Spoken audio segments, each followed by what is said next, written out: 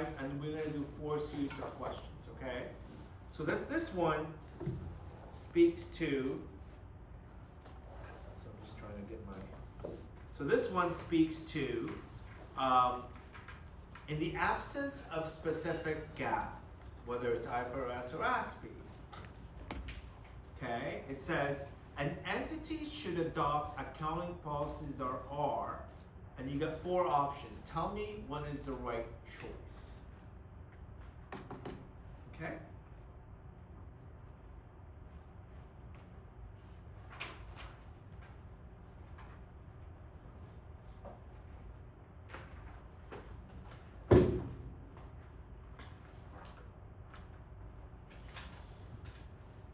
All right, so let's go through each one of these without GAAP, okay? We should adopt accounting policies, A, consistent with specific GAAP guidance. That seems right to me, okay? 2, consistent with the most conservative reporting choice. Why is that? Because that is a form of bias, right? So that is a form of bias, and you don't want that. Remember, you want to present information that is representative of true economic, right? So this one definitely is a form of bias, you guys. The third, collaboratively develop with the assistance of all business units. Okay, that's not true either. The fourth one is developed through exercising professional judgment and complying the conceptual framework. So the only option you have is, if you weren't sure of anything, you know it's number 4. So 4 can only be C or D, and we know it can't be number 2, so that leads us to a C. See what I just did there, you guys? It's called the process of elimination. If you knew 4 was right, okay, then you look for the choices that have a 4 in it, and that could only be either C or D. And in this case, then it's got to be, right, C. That makes sense? Okay. Next, under ASPE, when there is significant uncertainty, remember we talked about measurement uncertainty, outcome uncertainty, okay? With respect to the measurement of an item, what is it supposed to do? So this is called significant uncertainty, you guys. Do not record anything in the financial statement. Okay. Maybe. Okay. It says recognize the item in the financial statement and recognize and disclose the measurement and uncertainty in those in the financial statement. Okay. So recognize something and then add a note. C, do not record anything in the financial statement, but disclose the measurement and uncertainty in those of the financial statement. That seems okay. So now I've got 2 options. It's either going to be B, okay? It could be C. Let's look at D, record maximum amount. Again, the word maximum is a form of bias. Do not record anything is not relevant, right? It's not relevant because you need to say something. For information to be relevant, you need to make sure that the information is timely. So you know it can't be A or D. So now you're left with B and C. Okay? Do not record anything. So to me, it's not, if you're not recording anything, then that means it's not, you're not providing relevant information. Okay? And it says where there is significant uncertainty with respect to measurement of an item, then our standard says try your darnest to measure something, but indicate the approach and the basis of measurement, and indicate perhaps that there could be, right, changes to your estimate. So the right answer is B. It always, when in doubt, right, it is more powerful to put something on the statement instead of just providing a note disclosure. A note disclosure is something that it has to be, right? It has to be it has to be because the outcome is not certain. Okay? Or there could be an issue with relevance, representation faithful. But we know it happened, but we just couldn't measure it. So measurement uncertainty implies that we should at least try to record and provide the basis of how we measure the amount. Outcome uncertainty is when you know you're not sure it's going to happen, so the most I can probably do is don't disclose. Right? Does that make sense? Okay. C, number 3, sorry.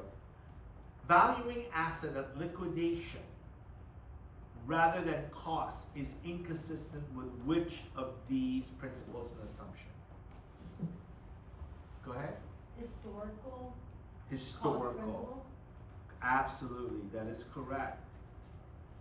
Okay.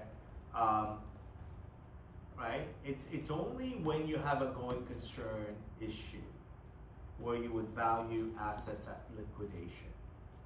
And going concern means you know it isn't going to survive, right? The business is going to be in, right, receivership. It's going to be in reorg. So therefore, we have to use liquidation values. Okay? But definitely, if the business continues in the foreseeable future, then that's the reason why you don't write down the equipment or the computer that your accountant uses that still has useful benefit, because it is obsolete, or the value to liquidate that equipment is worth 0. But it's still useful, so that's why you would use historical cost principle. Okay. Number 4, during a renovation of a project of a company's headquarters, a worker was seriously injured. While the company believes that it is not at fault, it does include the incident and notes to the financial statement. This is consistent with which principle and assumption? Go ahead, sir. Full disclosure principle. Full disclosure principle. Periodicity assumption means we divide the business life cycle into divisible time. Going concern assumption, we were talked about, we assume that entities will continue to operate and provide benefits in the near foreseeable future. So that's why we don't use liquidation values to value our asset. An economic entity assumption implies that transactions by owners cannot be commingled, cannot be recorded in the business. So we need to separate transactions in businesses as opposed to transactions in owners. Okay? So the right answer is number 4, is A. Financial statement prepared under ASPE includes a comprehensive income statement. Okay? So you all know that's not true because ASPE does not have other comprehensive income. This is only IFRS. A statement of cash flow and a statement of changes in shareholders' equity. Is that right, you guys? What's wrong with that one? Yes? They don't include a statement of changes in shares. Yeah, changing of equity is not a ASPE statement. This is an IFRS statement.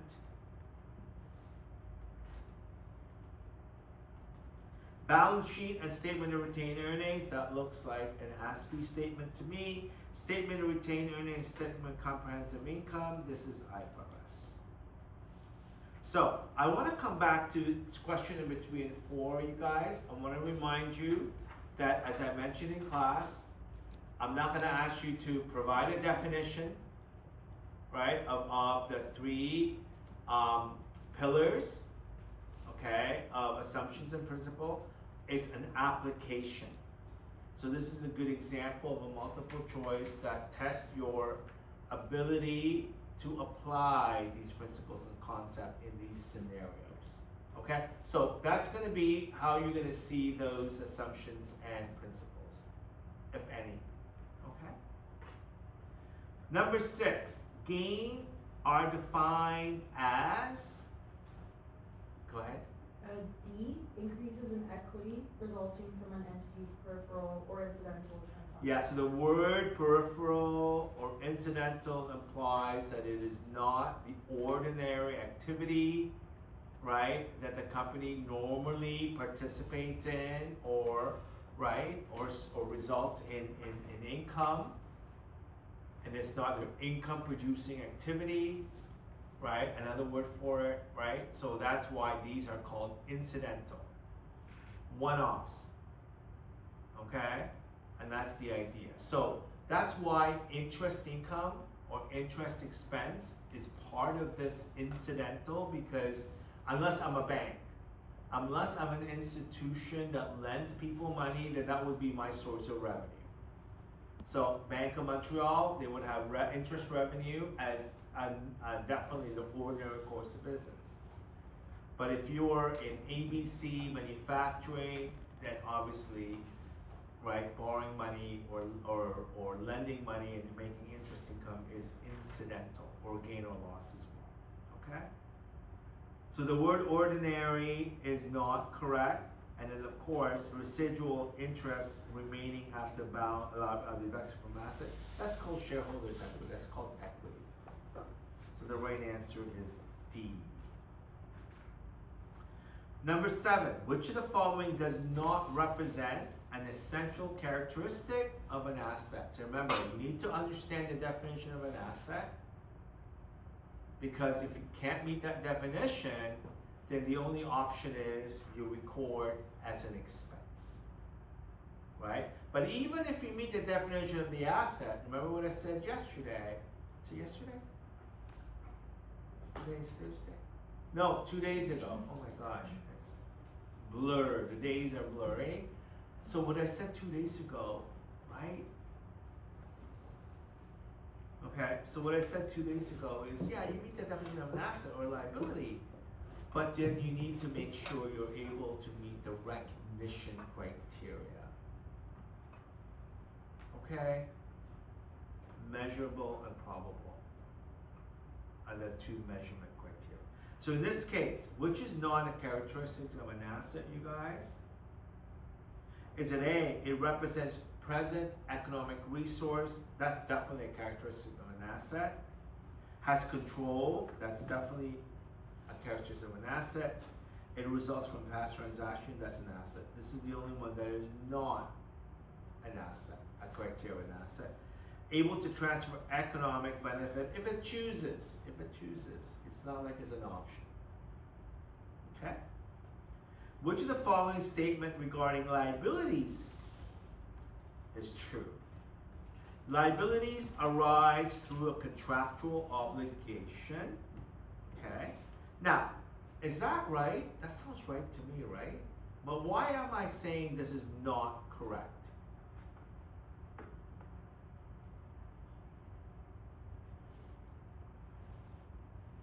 Does it have to have a contract to have a liability? Or it could be what we call constructive, right? Obligation or implicit obligation. Okay, does that make sense? So it doesn't have to be governed by contract. It could just be the normal business practice. Okay, so that's one. Liabilities may be attributable to a future event or transaction. No, it has to be past, right, you guys? It has to be past transaction.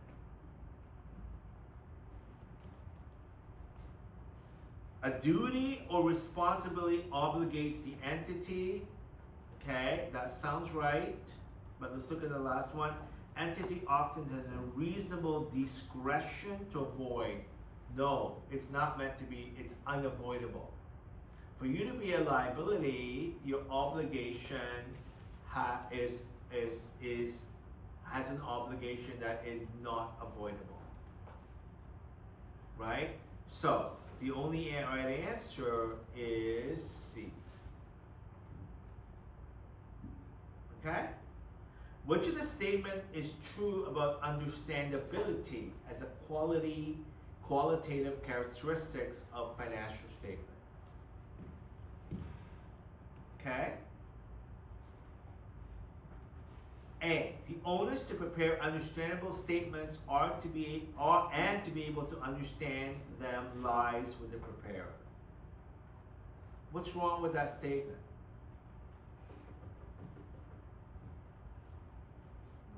It's not just the preparer, it's the person that's also going to see it as well. Yeah, it's also the one that's receiving the information, right? Both the user and the preparer. That's the idea about the word understandable. Remember we said statements have to be understandable. It means that there has to be some financial knowledge, of course. Right? When they say you're preparing a statement so that a layman, somebody off the street, can understand it, but someone off the street has to have some good business acumen to be able to understand that. So that's why this is missing the user of the statement as well. The underlying transaction or economic are more complex. The user expects to understand without the assistant.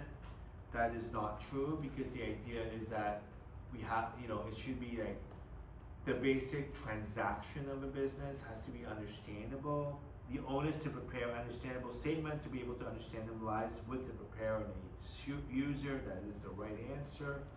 And D, users with no knowledge of business are expected to understand the financial statement. No, that's not fair. That's not fair. So you have to have some basic knowledge in the business, and that's the basis in which we're preparing the information. Okay? Finally, 10. Which of the following best describes why a conceptual framework is necessary? So let's look at B. To make financial statement preparation an automated process requiring no human intervention? No, right? That's not true. Remember, we're not going to be replaced by AI, right? So that's not true. To completely eliminate, so the word completely seems a little bit dramatic. So that in itself, I know it cannot be the right answer, right? Eliminate potential for companies that are provide judgment, definitely not true. Decrease the comparability of different companies' financial statement. No, it should increase, right? So the right answer is A, to build all standards and rules upon a common foundation and to increase financial statement users' understandability and confidence. So when you look at the handbook and you read a standard, and remember I said to you guys in day one, an ASPE, it is what they call italicized. Did I get that right? And IFRS, it's bolded. Okay, so this is what you must. There's no option, right? But when I'm trying to explain to you why the standard requires us to do this particular treatment, you notice when I give you the rationale, it almost speaks to the conceptual framework. That's the idea, is that it should never compete with a conceptual framework. That is why when you are faced with a new transaction, okay, a new transaction, you almost have to know, is there a handbook section? If the answer is no, then you go back to the conceptual framework. So let me give you an example. Let's say there's a company called ABC, and this is our case. ABC has transactions, okay? And let's say one of the issue is they decided to raise funds through crowdfunding. You guys know what crowdfunding is, you guys? Say yes. Okay, so how would ABC account for the cash received through crowdfunding? There's no handbook section called crowdfunding. So now you have to figure out, okay, so let's go back to basic principles. Obviously, the cash is a debit, so that's an asset. Now we're looking at the credit side, right? What do? How do we got the debit to cash, money's coming in, what do we credit? So then you go back to, there's no handbook section, so you say, okay, wait, the credit, is it revenue? Is it a gain? Well, gain, you didn't sell. Remember, the definition of gain is you didn't sell. Is it equity? No, they didn't get any shares. They don't own anything. These are just money coming in because, you know, people believe in your cause. Okay? So that's when you have to apply these conceptual frameworks. And by process of elimination, if it's not a gain, it's not a liability because you don't have to pay it back, then the only other option for crowdfunding would be credit revenue. Okay? Now, I know you say, but George, you didn't sell anything, because that's what revenue is for. But that's the idea behind the conceptual framework. It does meet the definition of revenue. Okay? Alright? So, that's the idea behind conceptual framework. Are we good, you guys? Yeah. So, this is the kind of multiple choice question I would expect you to be able to do. And there will only be 4 choices, so you got 25% chance. You never want to leave a multiple choice blank. So, do your best. And what I normally do when I write multiple choice, you guys, and that's true for any course, is I always do the elimination first. So the words, you know, if you see the word completely eliminate, you know, the word completely kind of seems a little bit more dramatic. It's all or none. You know, that's not a good choice. Okay, so coming up with option or choices that seems to be all or none is probably not the right answer. So what I do is I eliminate, you know, 1 or 2 that I know for sure are not right. And when I am close to figuring out which 2, I leave it alone. I circle both of them, or I write a little note, and then come back to it. Okay, that is the reason why I always say to you, the strategy of writing a really good exam is to add a buffer at the end, a buffer at the end of the exam. What does that mean? So if I have a 2-hour exam, 120 minutes, I pretend the exam is only 110 minutes. Okay, whatever the time that they tell you, set aside 5 or 10 minutes. And you know what I do in that 5-10 minutes? I will gain 10 marks.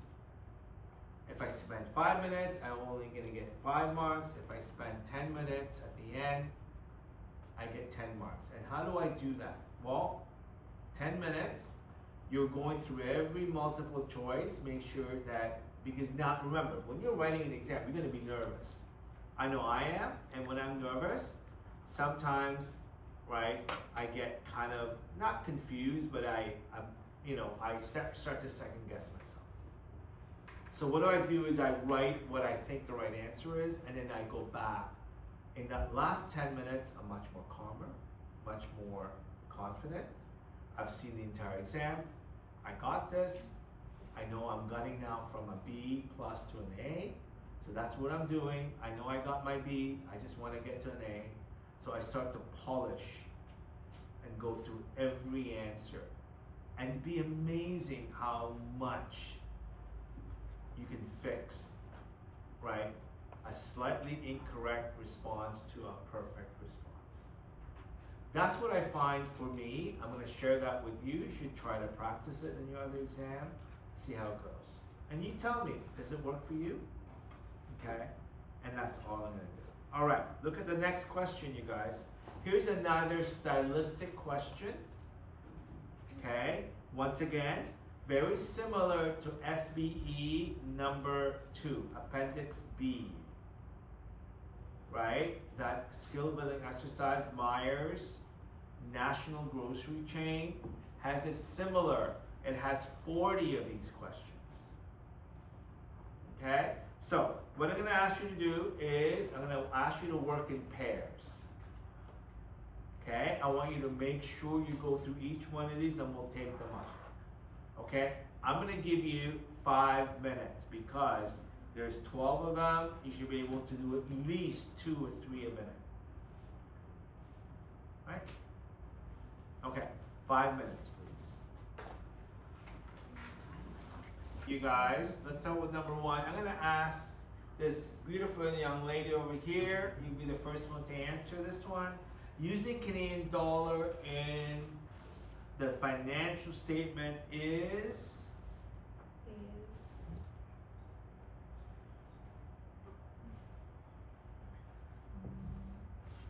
Comparability. which one? Which letter? K would it be? Is it K, comparability? Or would it be J? I'm just confused. Is it J, reliability? Okay. These are good choices, but it's not the right answer. So maybe I'll go into you, sir. Say it again. C. C, correct.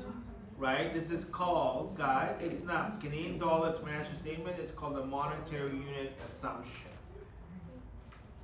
Okay, how about you, sir? The earnings process is complete and realized or realizable.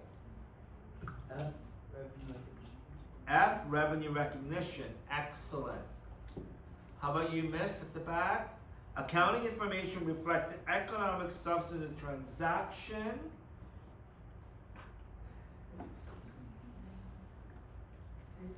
I can't hear you. Full disclosure?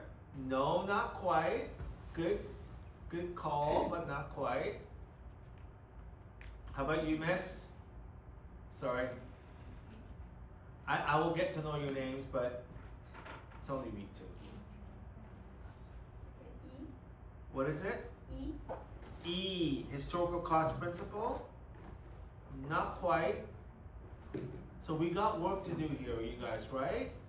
What's next? How about you, miss? Economic entity assumption? No, not quite. Okay, let's go on the next row. Is it Is it I? I? Relevance? No. Is it J? It's J, reliability. No. We're going through every letter now.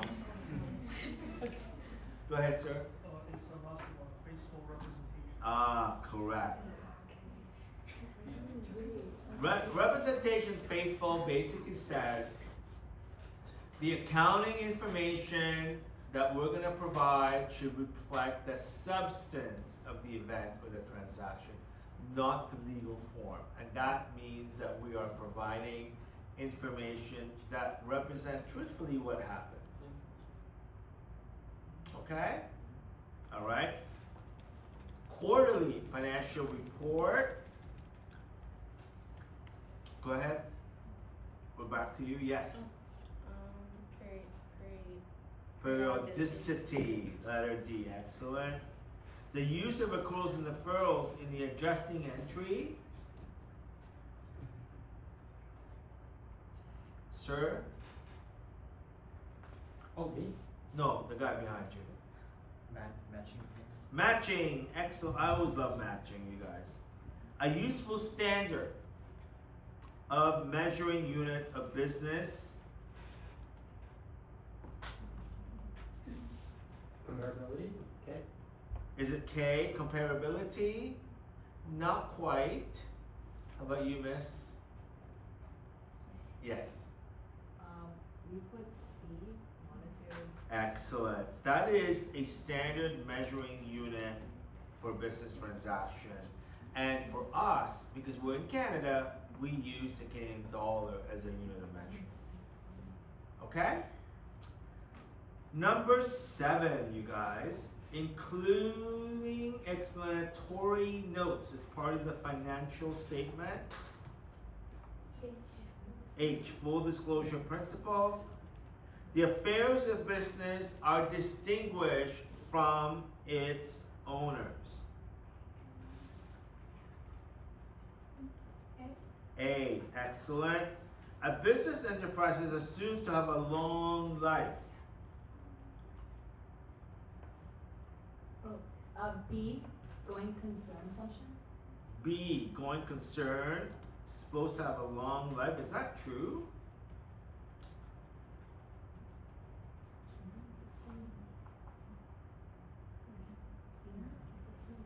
that is correct. Oh, I tricked you. Dowdy. So this is the thing. You gotta be, you can't be, if you have doubt, you're gonna start changing your this is what happens, right? Don't we all do this? And once you do that, you get your paper back, you go, darn it, I had that number correctly. Right? So we can't be doubting, okay? All right, number 10, valuing assets at amount originally paid. Historical, excellent. Application the same accounting principle as in prior years.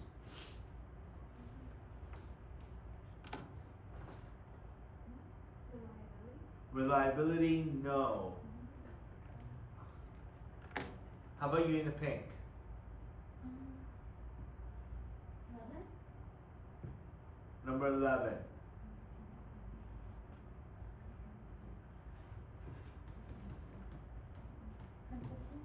Consistency, no.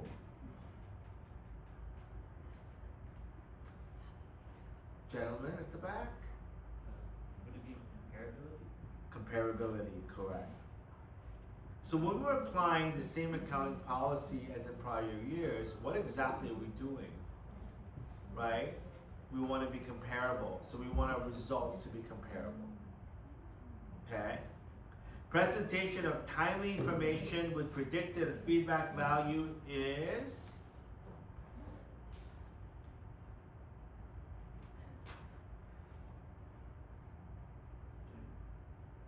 it J? No, it's I. It's I. Okay, so we got work to do, you guys. If I give you one of these, right, similar to SBE Appendix B or 2, I think we got this, right? So it's a matter of just understanding what each one of these, and again, I'm not gonna ask you to give me a definition, because kind of that's really not what we're here, because, you know, we have Google, right? But now we want you to apply it. We want you to take that scenario and apply it, okay? Okay, so now that we're done, next thing I'm gonna do, I'm gonna save this. By the way, I'm gonna be posting the notes, my notes here, and then you'll see that I'm hoping that they will record this session and you'll have to see it. The way they're gonna, the way they're labeling the recorded tiles is by date. So they don't have the ability to change the name, called supplemental class number 1. Unfortunately, it's gonna be by date. Okay? Just saying. All right. What is next? Let's do this one next. This one. Okay. So, here is the income statement of sample company for the year ended 2026. In the month of October, the board of directors decided and tabled a resolution to sell one of its 4 divisions, Brown Division. So this is now dealing with discontinued operation and asset held for sale. Right? This is what we're doing now. So we talked a lot about it on Tuesday about discontinued operation, right? We said that we want to make sure we peel off revenue and expenses, gain or losses of the division that will be discontinued away from its individual line so that we can have income from continuing operation. I also said there are 4 tax calculations. The first one is income tax associated with income from continuing operation. You've got 2 under discontinued. And then the 4th one is in transactions that affects other comprehensive income. Okay? So here, the Brown is being discontinued. It says the Brown had 4.5 revenue and gross profit of 600. So I'm gonna write the word discontinued here, you guys. We know that that's Brown, 4.5. That means that continuing is going to be the difference between the two. Now, we are only told the gross margin, and it says 400, or 600, sorry. That means that the cost of goods sold must be 3,900 for us to have a 600 gross profit. And if I subtract 8,000 away from 3,900, I get 4,100, and this will be 1,400. Okay? We know that operating income is 400. That means that the operating expenses must be 200. And that means that the continuing must be 400, and this is 1,000,000. Okay? Now, the income tax, we're not told what the income tax is, but we know we could probably guess on the rate, right? And it says 35%. We haven't really taken the MGAC02 yet that talks about the difference between, right, the taxes payable and the effective rate. That's called deferred taxes. So you will get to learn that in MGAC02. But for this course, whatever tax rate that you see, we're going to apply the same rate. Okay? And if I didn't give you 35, all you would do is you would take the 490 divided by 1,400, and that will give you the 35%. I don't know if that's true, actually. I'm just using the 35, but let's see if that is correct. So it's going to be 490 divided by 1,400, and that's 35. Okay, so it does work out. So I'm going to take 35% of 400, that's 140, and that means that this is 350. And that means that my discontinued net of tax is 260, and this is 650. All I'm doing, you guys, in this 2 columns is I want to peel off, or I want to exclude the discontinued operation results of Brown, because Brown division is now being discontinued. And one of the criteria is that you've got the board of directors deciding, so we all know that that's one of the criteria to comply with a discontinued. And there's a resolution, okay? And there's other criteria, right? Remember it talks about in the slide a component, and in ASPE or IFRS it has to be a specific geographical location. I talked about separate management team.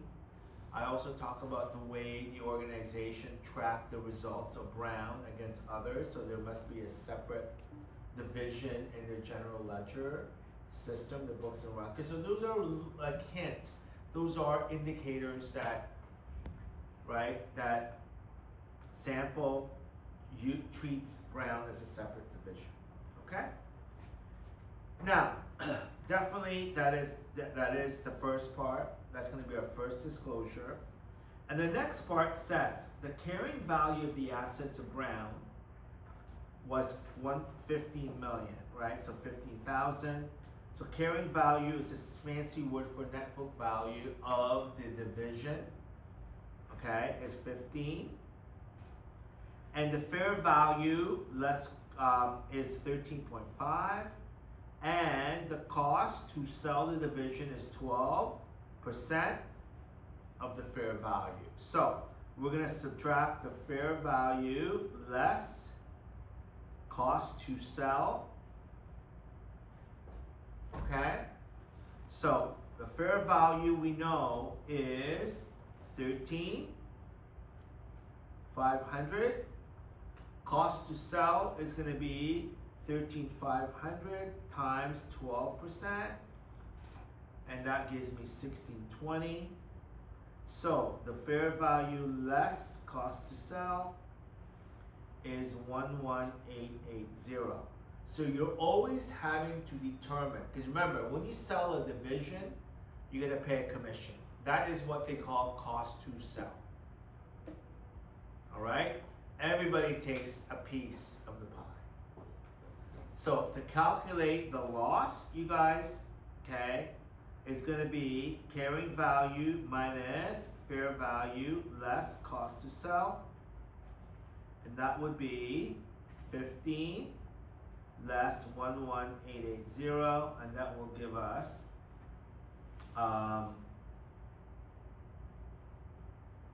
2080 or 2028, sorry. Okay, does that make sense? Okay, so I've done all the groundwork, and now it's asking us to provide the income statement. It says, what is the section, prepare the section on the income statement as it relates to discontinued operation.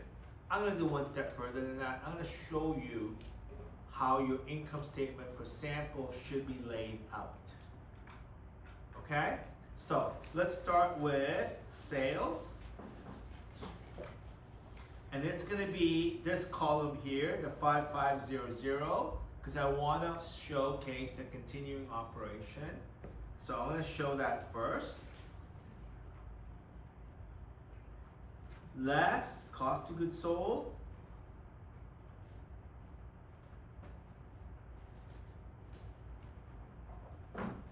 Gross profit.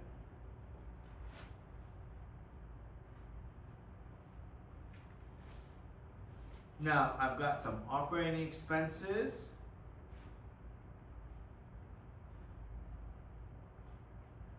That would be 400. And I got my operating income is 1,000. The income tax,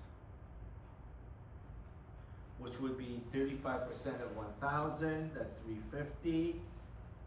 And now I have 650, and this is called income from continuing operation. Okay?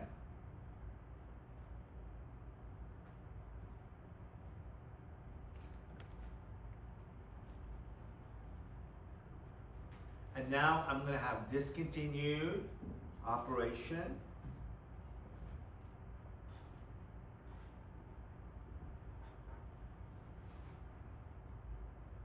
I'm going to start with two numbers. Remember when I said you need to have two numbers, you guys?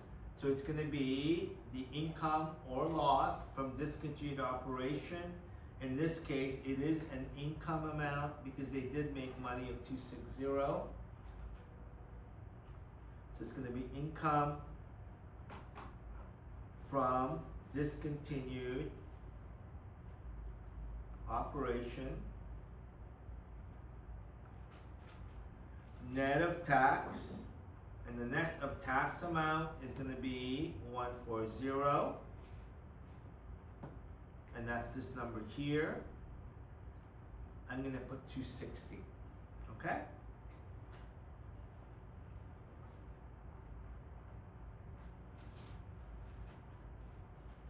Then you're going to have held for sale asset.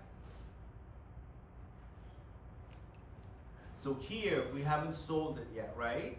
But we know if the carrying value is higher than what we can sell it for, we have to write it down. You cannot create a gain. So if this was the other way around, then we don't have any second line item because you can't recognize a gain without selling it yet, right? So it's only losses unless the actual sale of the net asset was already in the same year. You can record a gain if you had already previously recorded a loss, and you can only record a gain up to the original loss. Okay? So in this case, we have an asset held for sale, net of tax, Okay? And the tax amount, you guys, is gonna be times 35%. This gives me 1092. This is the income tax.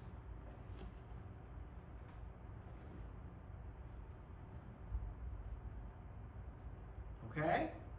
So I've got less cost to sell. Oh, sorry, this is the tax. So 1092. Alright, sorry. And how much should the amount be? It should be 2028 minus 1092, right?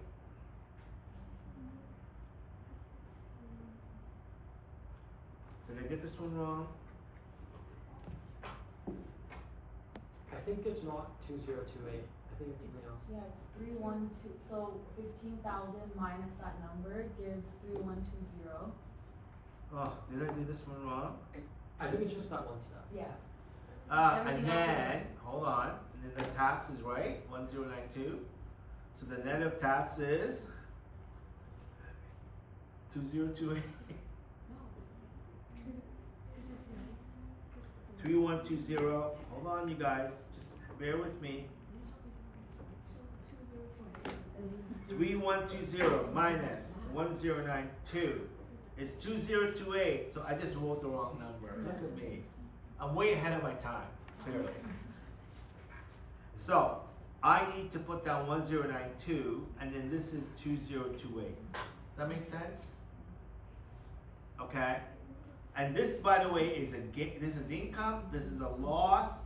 So now I have a loss of 1768. Okay, so the net loss.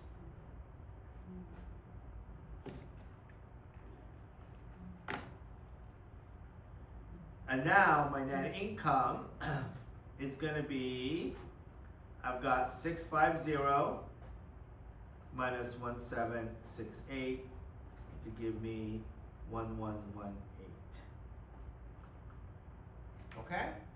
So I want to see this kind of disclosure because this is a big deal, right? We said that having a discontinued operation requires us to really understand what's the impact. And remember, I said to you, if you look at what's going on, you guys, right? Technically, you had 910, right, of income. You know, if I was to look at it last year, it really dropped, right? Okay? And you can see this is not the case, but the fact is that you have a loss on this equipment. So that in itself requires me to show the loss. So this provides strength in the continuing operation going forward. It also provides comparability year over year, so that now I can track the remaining existing business to see how well it's tracking. Now what does this mean?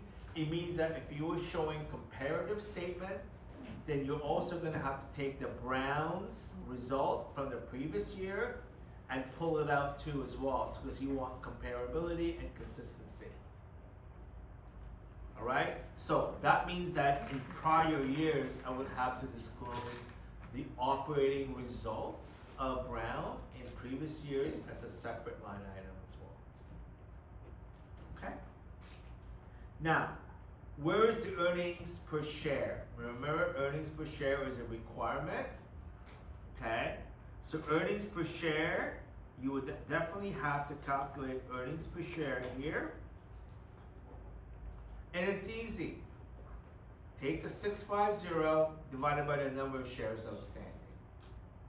Okay? Then you're gonna take this, earnings per share, and you're gonna take this, earnings per share calculation. Okay?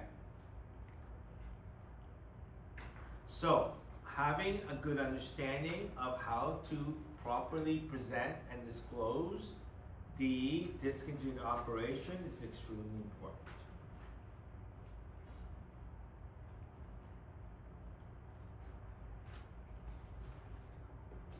Oh, what's going on here?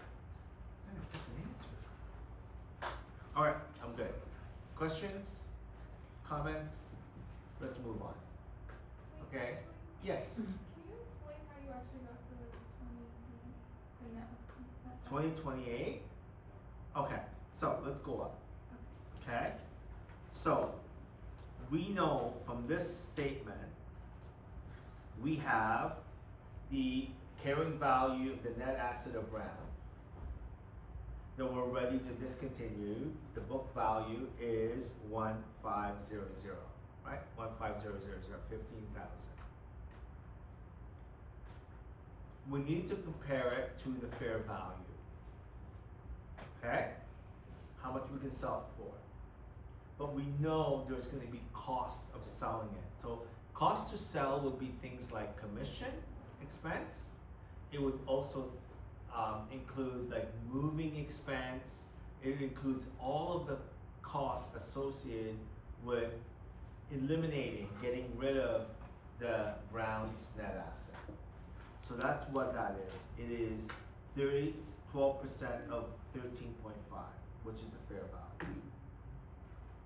That gives me 1620. So now the fair value less cost to sell is 11880. Now I'm going to compare the two.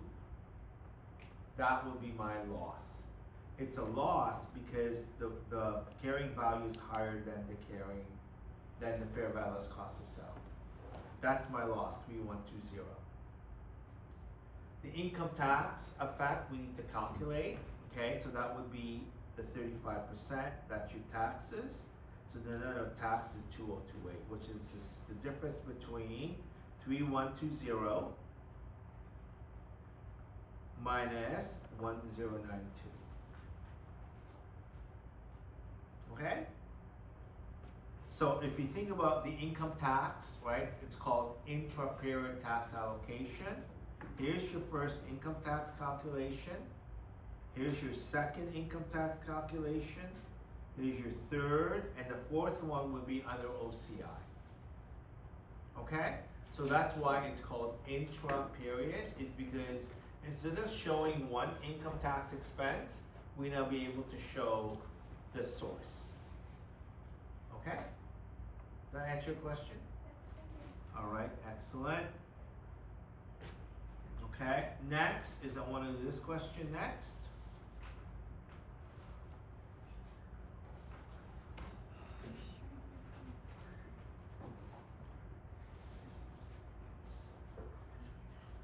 Okay.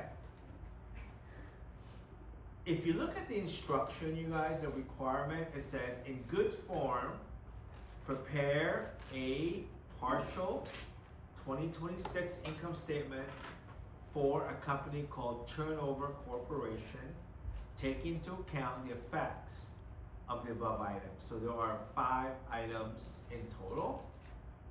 The statement should start with income from continuing before income taxes.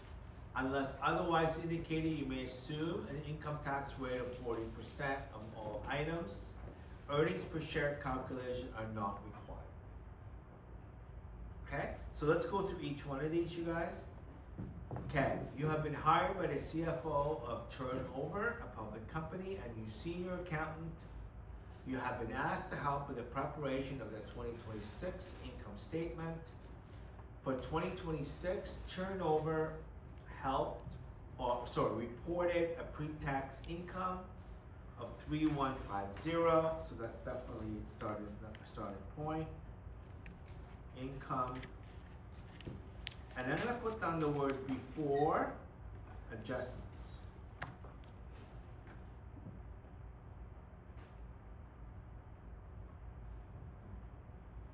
However, you've been advised the following transactions have not yet been considered. The first one, a review of the company's depreciation policy for its computer revealed that depreciation of 2026 was overstated by 19. So the first thing we're gonna do is we're gonna correct for the depreciation. So depreciation, correction. Is that a plus or minus, you guys? Do I add it to the 3150 or do I deduct?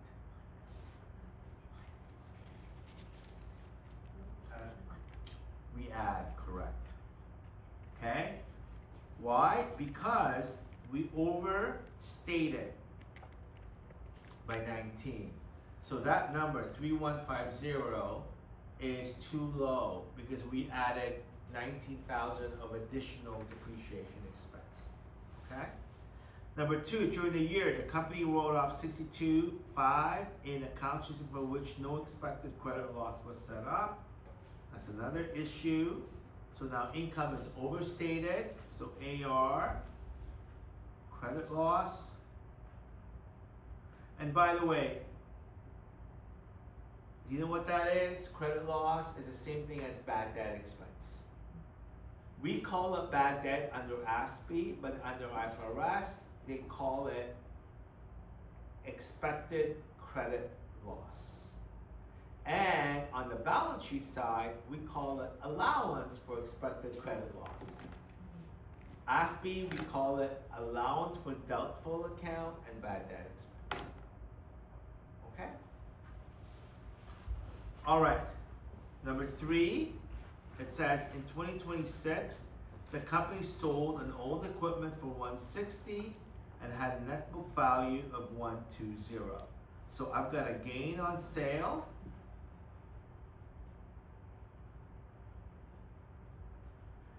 And that is 160 minus 120. So this is a plus 40,000. During the year, turnover disposed of one of its subsidiaries. The CFO tells you that the transaction meets the criteria for discontinued operation. The after-tax loss on sub from operation and from disposal is 120 and 290 respectively. So here we are going to reflect that in discontinued. So I'm gonna put a pause in this one. This will be discontinued ops. And I have enough information there, okay? And finally, the company made payment for $400,000 to settle a lawsuit. The lawsuit related to 2015, and the company's lawyer has been working on it since that time. Based on the lawyer's advice, no contingent liability had been set up. So this one here, okay, if there was nothing set up and now your lawyers are confirming and you settled for 400, then we have a loss, okay? So lawsuit, and that would be minus 400. So when you add all this up, you guys, you got my revised income.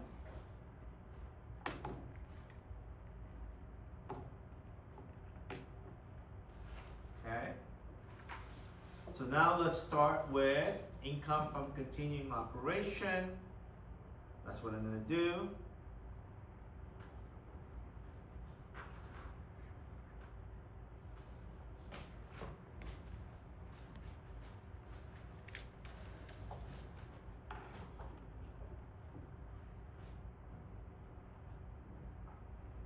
That would be 2,746, 500. And we are told that the income tax rate, you guys, is 40%.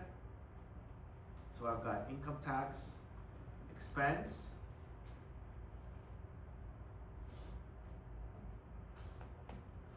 %40 of 2,746, 500 is 1,098, 600. And this will be called net income from continuing operation, right?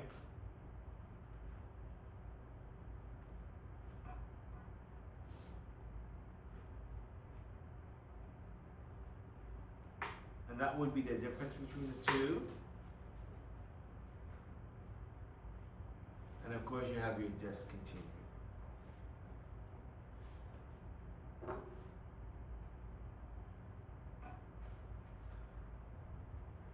Okay, so what are we given, you guys? We are given that in number 4, we had a loss of 120, and you've got a asset held for sale from disposal 290. So we know those are our two disclosure items, right? Okay, so I've got loss from discontinued operation, net of tax of, now I need to calculate the tax, you guys, right? If this is 120, what's the tax amount? Okay, so if this represents, okay, 120 represents 60%, right? So I'm gonna take 120 divided by 0.6 gives me 200 times 0.4. This gives me 80,000. Okay, so the idea is, the trick to this question is not only you know how to account for the accounting errors in previous years, but you can also see that because it is a requirement to showcase the income tax associated with each line, so you're going to have to calculate it backwards. Okay, and next is going to be held for sale asset, net of tax of, once again, you got 290, so I'm going to take 290 divided by 0.6, because that will give you the gross up amount. That's 483,333 times 0.4 gives me 193. Okay, and my total discontinued is 410. I'm gonna take that away from 1,647,900. My net income is going to be 1,237,900. Okay, now obviously we're isolating that piece, and if you've forgotten to calculate the tax, you would have lost marks under the discontinued operation. Okay, so make sure we're pretty spot on that. Okay, so you're going to see the next question in a minute. Okay, but I want to see if you understand how to disclose discontinued operation and to what extent, right, is the earnings per share effect. Okay? Any questions or comments, you guys? All right, let's do one more question. Yay. Was this helpful, you guys? Does this solidify what we learned on Tuesday? Yeah, so it just reinforces last week's material and this week's material. And this is why we have 6 of these. Because you can see that during the lecture, it is really hard to try to sneak in a problem to kind of bring it home, because we're still learning the whys. So that's why these supplemental classes were extremely helpful last semester. People appreciated it, and of course, you know, I'm here 6 times, 2 hours. We should be good. And it is recorded. You're probably wondering. Okay. I also have a question. Yes, of course. So the second calculation for the tax and net of tax, was that 193 and then 283? How did we get that? Which number? 193? Yeah. So you take, so we are given 290, which is the net of tax. That should be 60%, because if tax is 40, this represents 60%, right? So if I want to gross up to 100, I'm going to divide it by 0.6. So it's the same as the one before. Correct. Okay? All right, are we good, you guys? So let's look at the last question. Yes? Would you mind just scrolling up a little bit? Scroll up. Okay, thank you. You good? Yes. Okay. Thank you. You're welcome.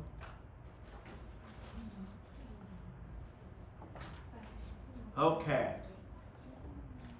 So what I want you guys to do is I want you to start the income statement. So take about 5 minutes, and I want you to prepare the income statement. So this one here I would consider this to be super easy because there's no discontinued operations here. Okay? So if I was to add discontinued operation, which I did on the last two supplemental question, if I took those two and added to this one, that would be a really decent midterm exam 20 mark question, right?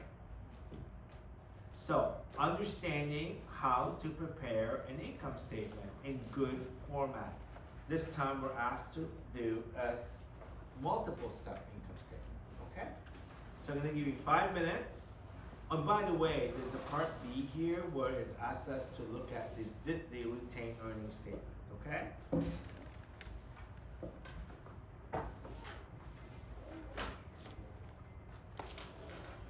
Let's just do a rundown on the list of accounts, you guys. What we're asked to do is to prepare a multiple step income statement and a statement of retained earnings, okay?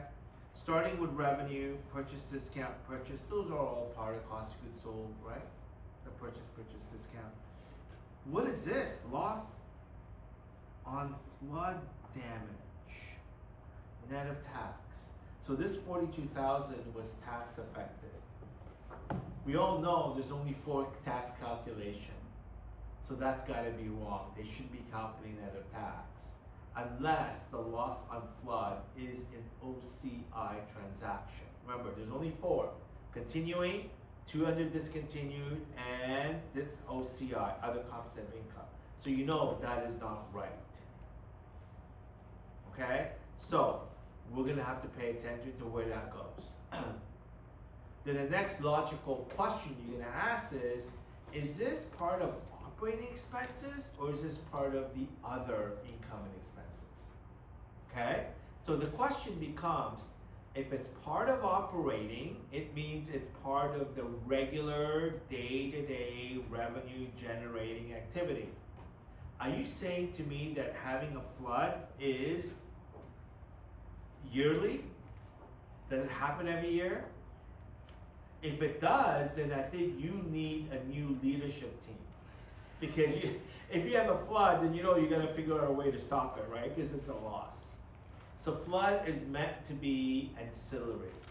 Happens once in a while, right? By accident.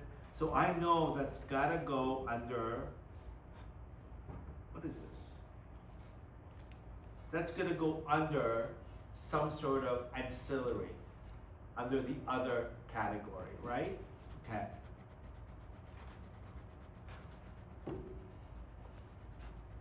And then this is gonna be plus 18.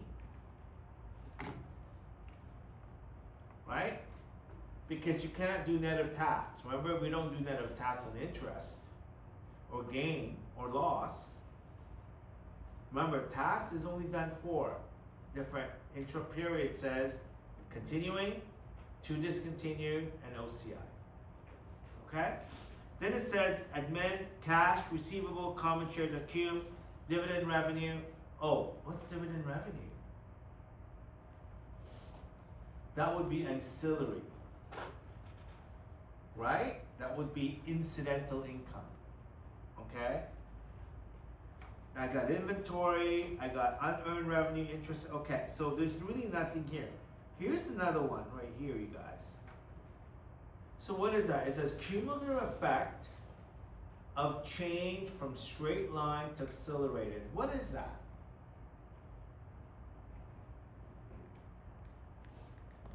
Yes.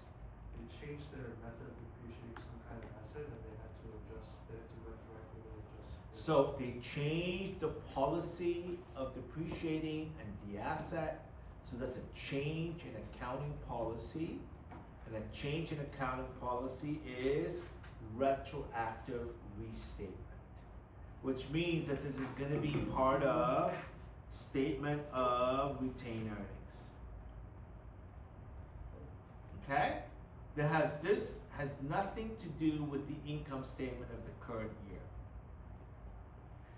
if we were to prepare a comparative statement, comparative is year-over-year statement, then I would have to figure out how much of that cumulative effect, right, is last year, because I would have to change last year's comparative.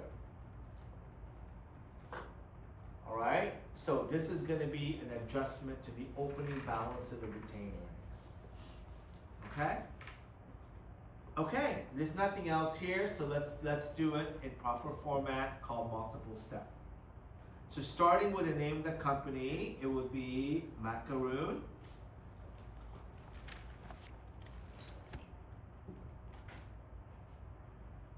I'm gonna call income statement. And it's always for the year ended, for the period ended, right?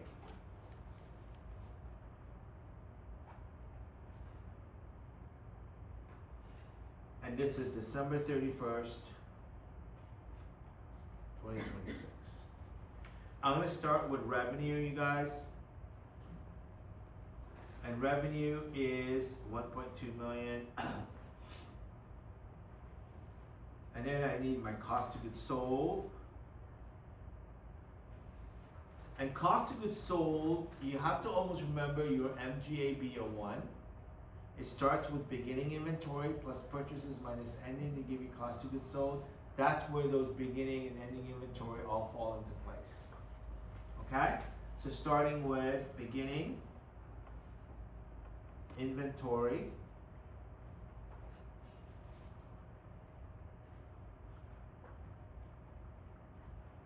I'm going to add my purchases.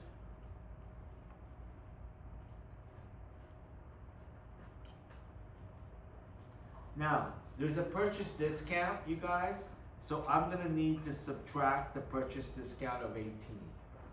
Okay? Less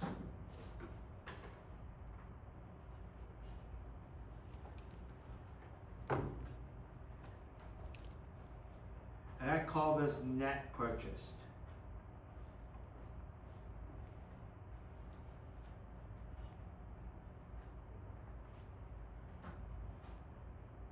And then the sum of these two, it's goods available for sale.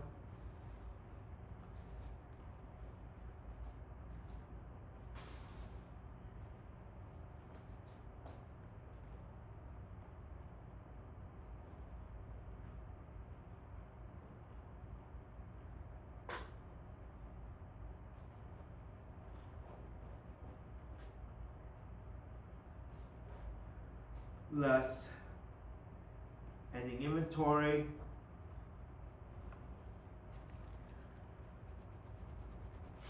That would be 125.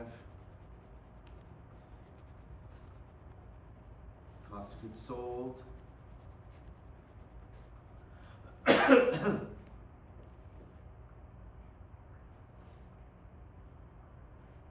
And that subtracted 2 gives me my gross profit.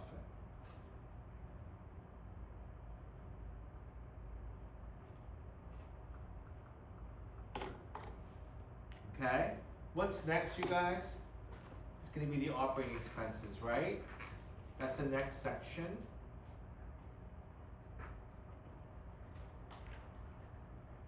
Now, you saw me do this, right? Remember, I did that kind of like the next 10 pages of the lecture slides.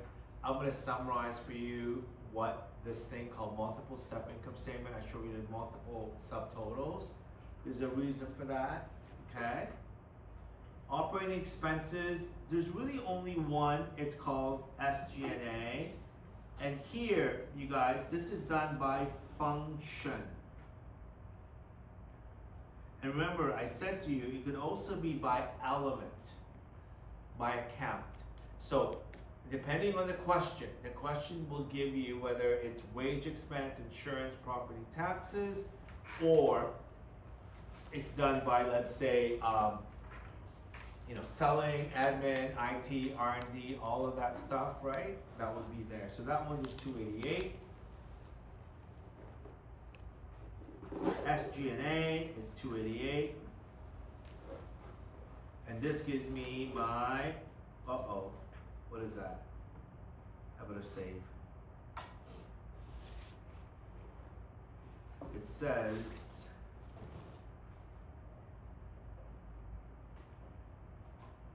is it gonna reboot on me? Is that?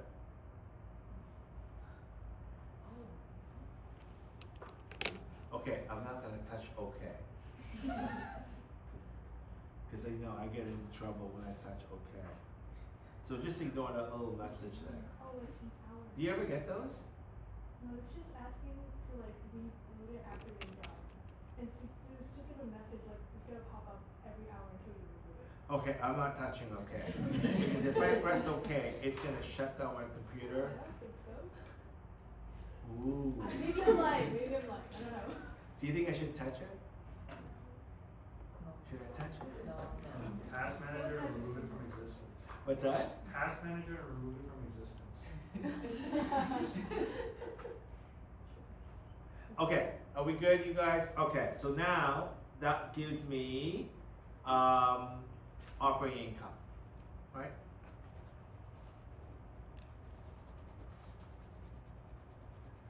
And that would be 183. I'm almost afraid to go there. And now I've got my other income and expenses, right?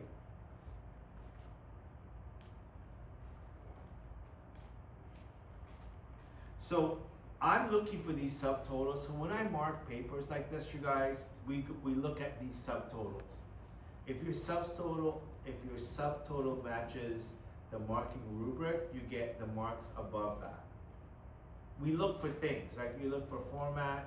If it's all good, we give you the marks up to that point. If you get your net income right, but you got it on the wrong subtotal, it would be wrong. You know that, right? So that's the idea behind these multiple steps, is putting it in the right category. Okay? And again, why are we doing this? Decision usefulness. It's meant to provide insight. These subtotals is meant to speak to the readers about certain activities and numbers. Okay? With the other income, so let me go back and I'm gonna put down other income as other income and expenses, so OIE. So it's definitely gonna be this one. Okay? What else? This one. And I'm gonna put the flood damage, you guys, in that, okay? The flood damage, and there's nothing else here that would qualify. There was no gain or loss. We didn't sell anything, right? So here, I'm just gonna pull those three together. Okay, I got my interest expense.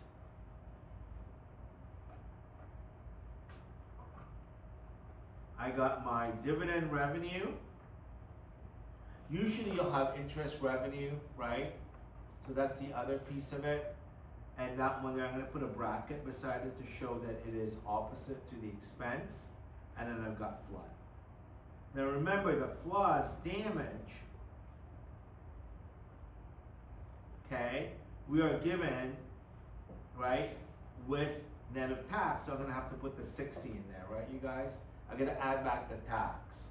Because the tax is only calculated for subcategories, right? We talked about that so many times, okay? So that one, I'm gonna put the 60 here. Okay, that means that in total, I better not touch that one, 59,000 is the loss. That means that operating income before taxes is 59 subtract 183 is 124. Okay? And now I need to calculate income tax, right?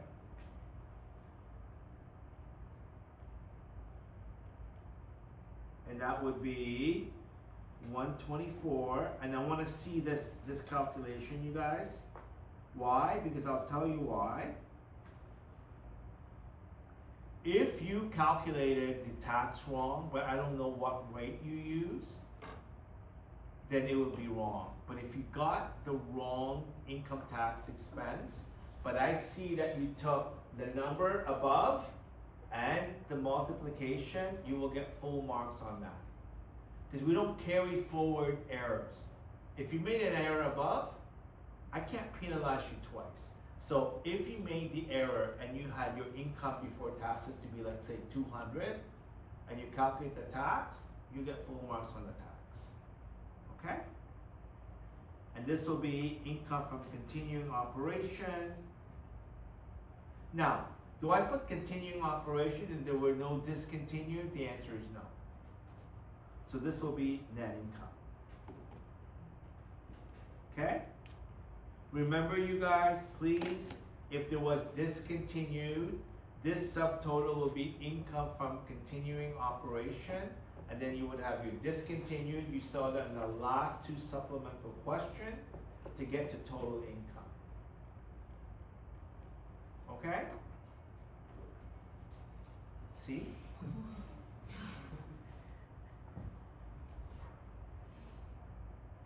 Did I say?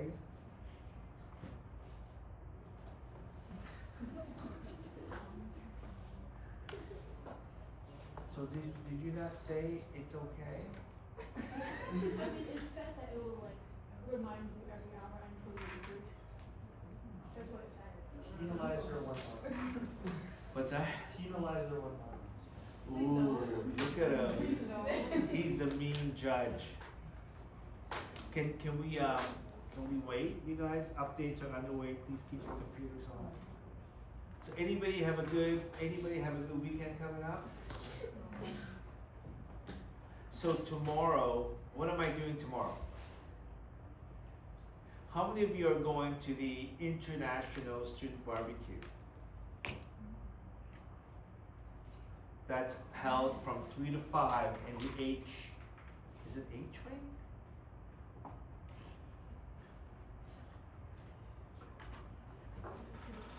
I'm going. I'm gonna go see all the international students. Are you guys going? How many of you are international students? Are you not going to the barbecue? Why? No, it's good food. I'm telling you, they have like, anyways, they always have great salads. They always have ice cream at the end. Great music. They have hot dogs and hamburgers and salads and all that. So I'm gonna go, not for the food. Lie. I'm gonna go because I wanna see all the internationals and welcome them to our campus. So that's from 3 to 5, and I've got a TA training. I train TAs, new TAs. How many of you will be in the TA training? I'll see you tomorrow. So I'm gonna be doing a 2-hour training session on new TAs. Yes? Is it for all teams? Only returning, no, only new TAs. If you're returning TAs, if you want to come, there'll be a great lunch as well. So it's always great, but it's only new TAs. I'll see you there. Yeah, I don't even know where I'm going to be, but I'm going to be there. If I go there, can't be a new TA. What's that? If I go there, can't be a new TA. Well, you have to have a contract. Oh. So that's my day tomorrow. I'm coming into campus to do those two. So, but I'm looking forward to meeting all the international students. Okay, it's usually so much fun, you guys. Hopefully the weather will be nice. All right, so we'll see. Uh-oh, here we go. Let's see what I lost.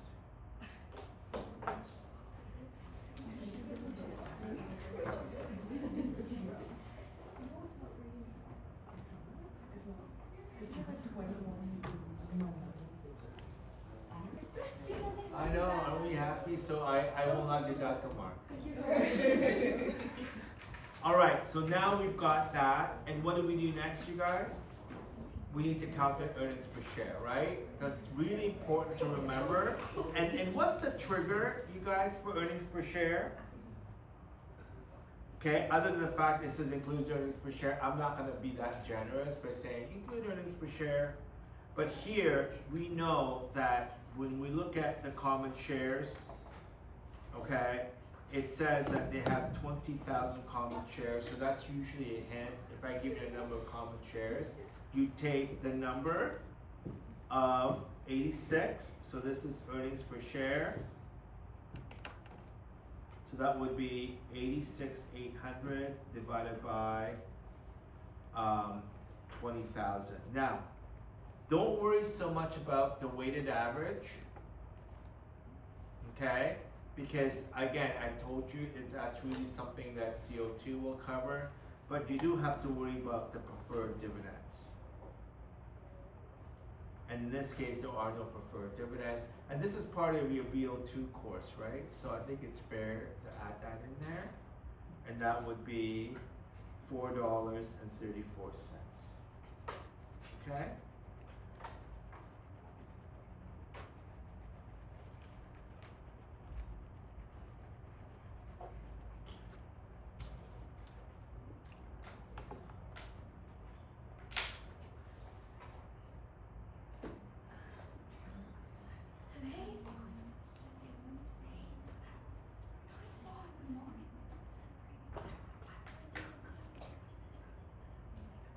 Okay, so let me try to put the I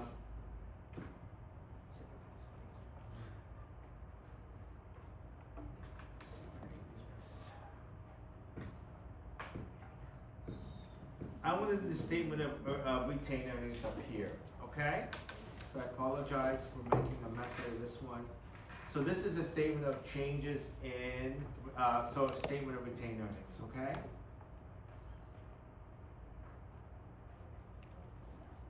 And again, this is for the year ended.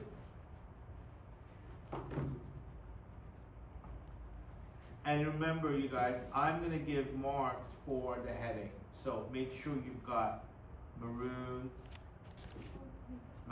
sorry.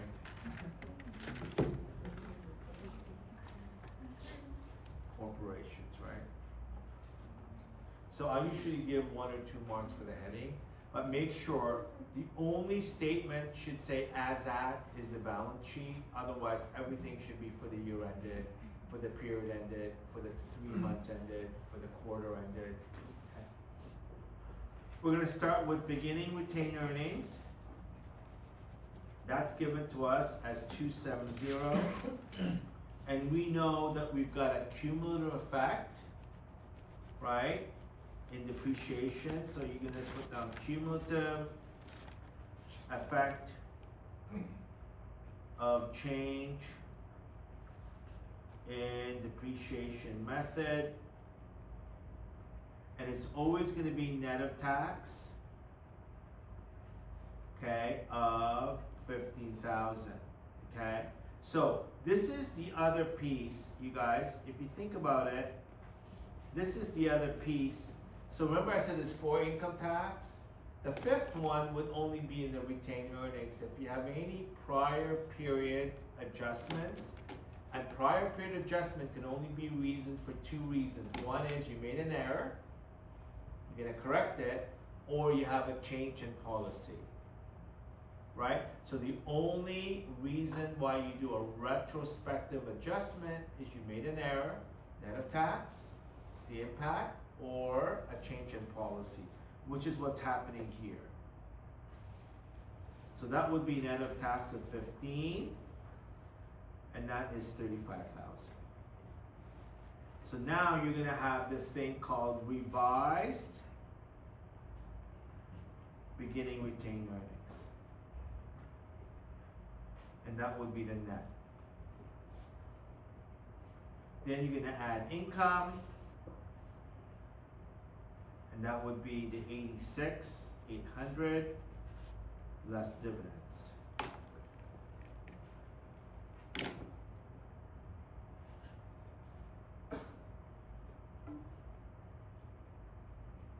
Ending would be 292,800.